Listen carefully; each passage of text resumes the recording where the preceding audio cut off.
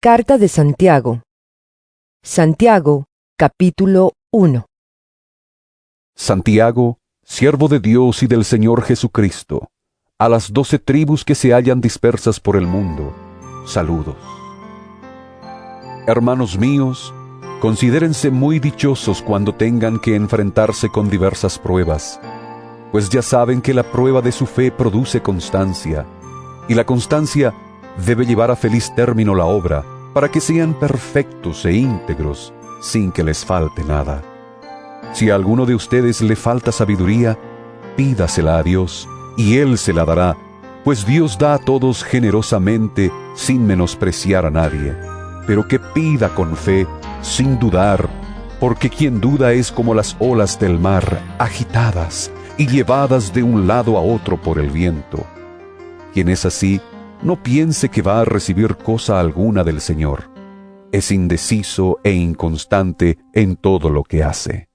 El hermano de condición humilde debe sentirse orgulloso de su alta dignidad, y el rico de su humilde condición. El rico pasará como la flor del campo. El sol, cuando sale, seca la planta con su calor abrasador. A ésta se le cae la flor y pierde su belleza. Así se marchitará también el rico en todas sus empresas. Dichoso el que resiste la tentación, porque al salir aprobado, recibirá la corona de la vida que Dios ha prometido a quienes lo aman. Que nadie al ser tentado diga, es Dios quien me tienta, porque Dios no puede ser tentado por el mal, ni tampoco tienta a Él a nadie. Todo lo contrario, cada uno es tentado cuando sus propios malos deseos lo arrastran y seducen. Luego, cuando el deseo ha concebido, engendra el pecado, y el pecado, una vez que ha sido consumado, da a luz la muerte. Mis queridos hermanos, no se engañen. Toda buena dádiva y todo don perfecto descienden de lo alto, donde está el Padre que creó las lumbreras celestes, y que no cambia como los astros, ni se mueve como las sombras. Por su propia voluntad nos hizo nacer mediante la palabra de verdad, para que fuéramos como los primeros y mejores frutos de su creación. Mis queridos hermanos, tengan presente esto. Todos deben estar listos para escuchar y ser lentos para hablar y para enojarse, pues la ira humana no produce la vida justa que Dios quiere. Por esto, despójense de toda inmundicia y de la maldad que tanto abunda, para que puedan recibir con humildad la palabra sembrada en ustedes, la cual tiene poder para salvarles la vida. No se contenten solo con escuchar la palabra, pues así se engañan ustedes mismos. Llévenla a la práctica. El que escucha la palabra pero no la pone en práctica, es como el que se mira el rostro en un espejo y, después de mirarse, se va y se olvida enseguida de cómo es. Pero quien se fija atentamente en la ley perfecta que da libertad y persevera en ella, no olvidando lo que ha oído, sino haciéndolo, recibirá bendición al practicarla. Si alguien se cree religioso, pero no le pone freno a su lengua, se engaña a sí mismo, y su religión no sirve para nada.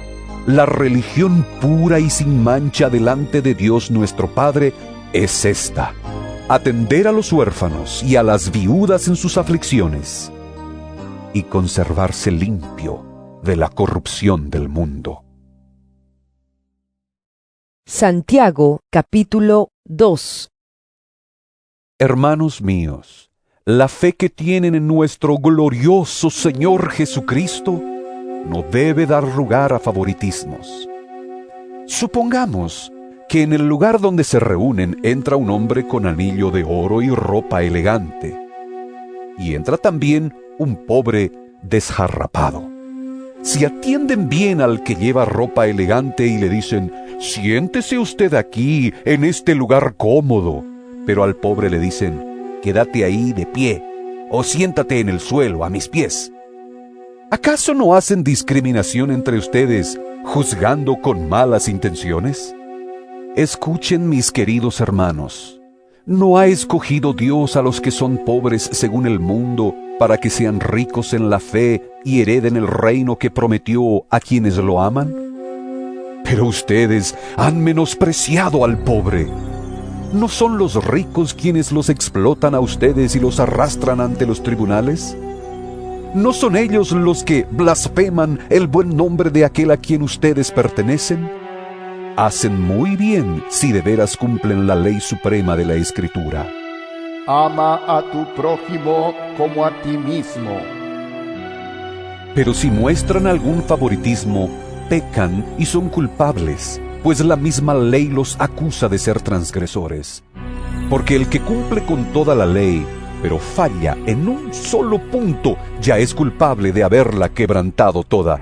Pues el que dijo, no cometas adulterio, también dijo, no mates.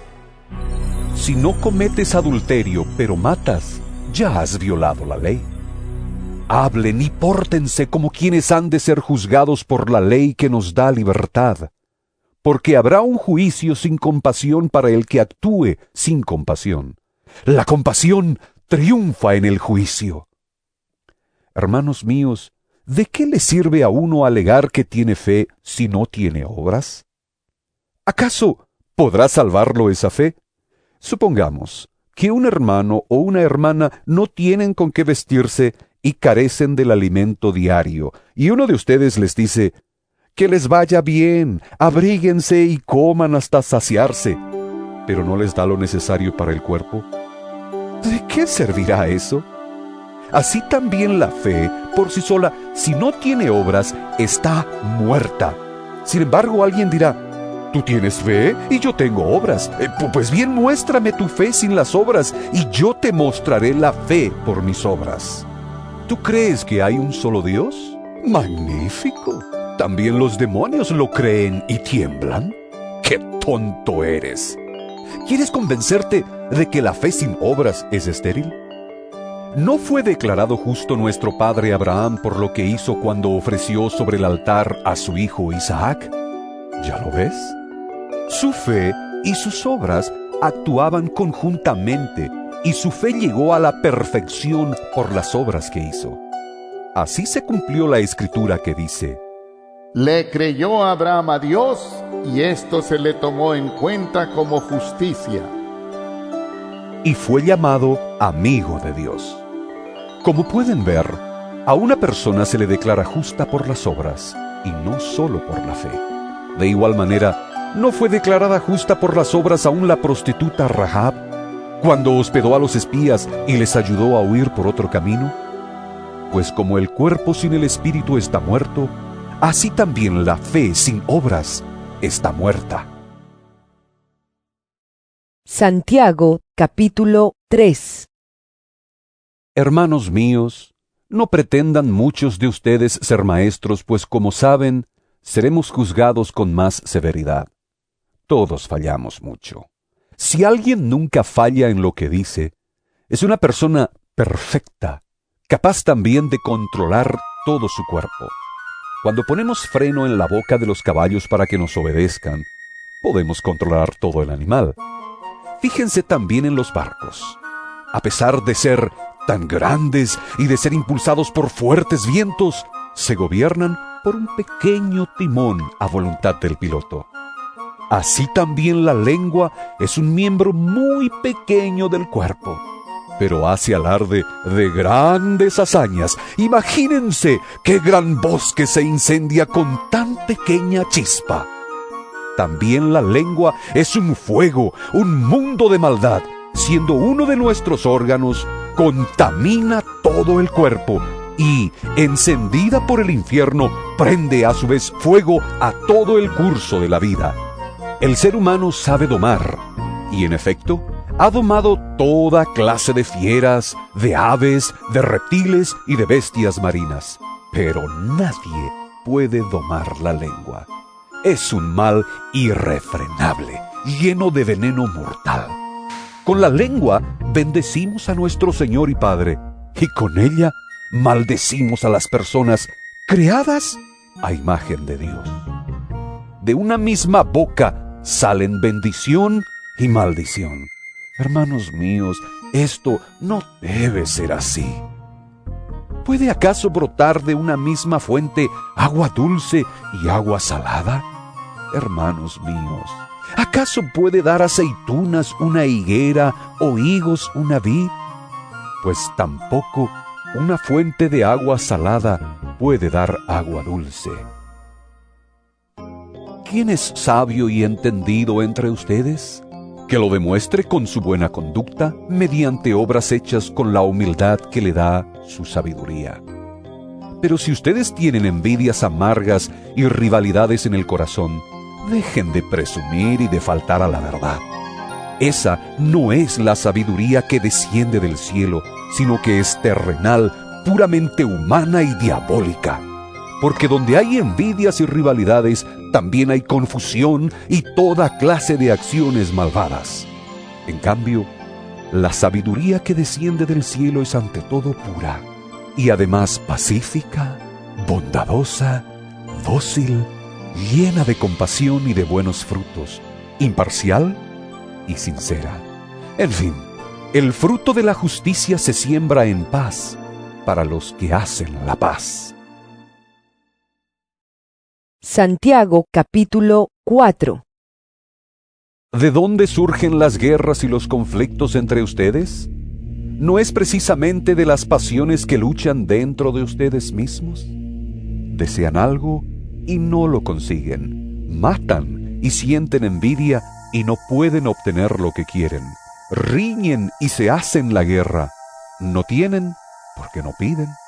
Y cuando piden, no reciben, porque piden con malas intenciones, para satisfacer sus propias pasiones.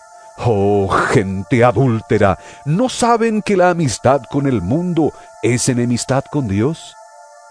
Si alguien quiere ser amigo del mundo, se vuelve enemigo de Dios. ¿O creen que la Escritura dice en vano que Dios ama celosamente al Espíritu que hizo morar en nosotros? Pero Él nos da mayor ayuda con su gracia.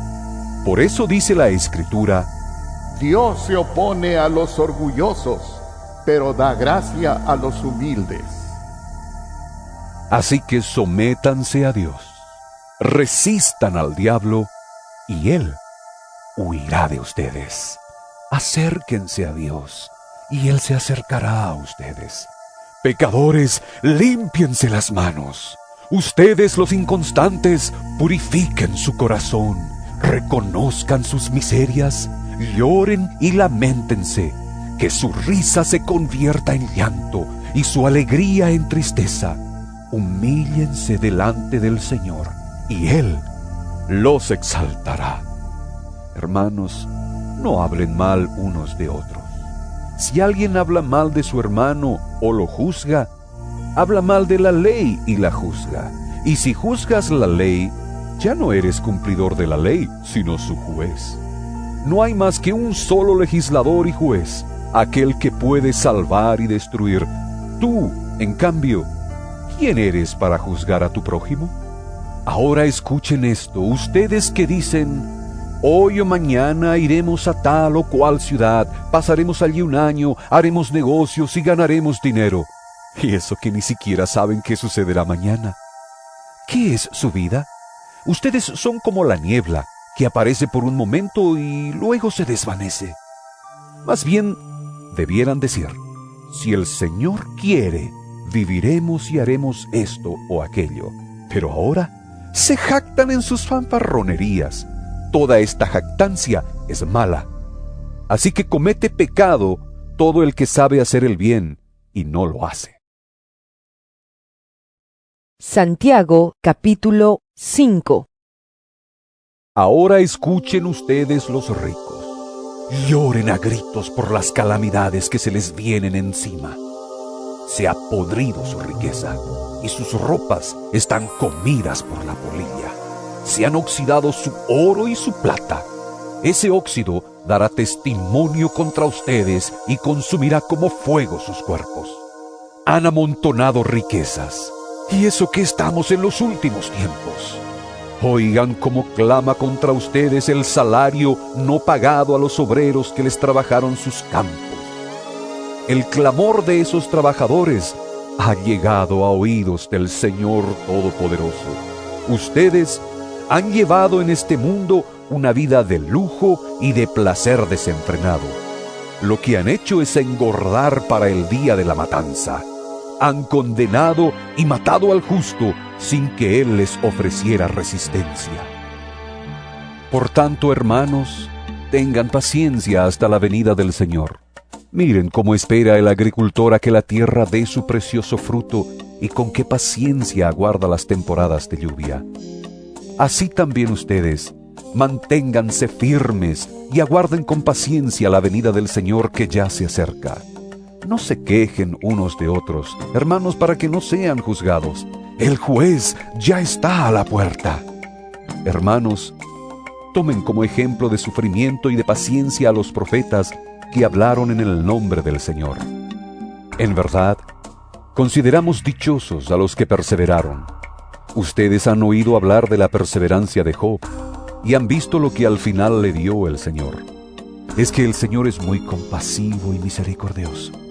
Sobre todo, hermanos míos, no juren ni por el cielo, ni por la tierra, ni por ninguna otra cosa. Que su sí sea sí, y su no, no, para que no sean condenados. ¿Está afligido alguno entre ustedes? Que ore.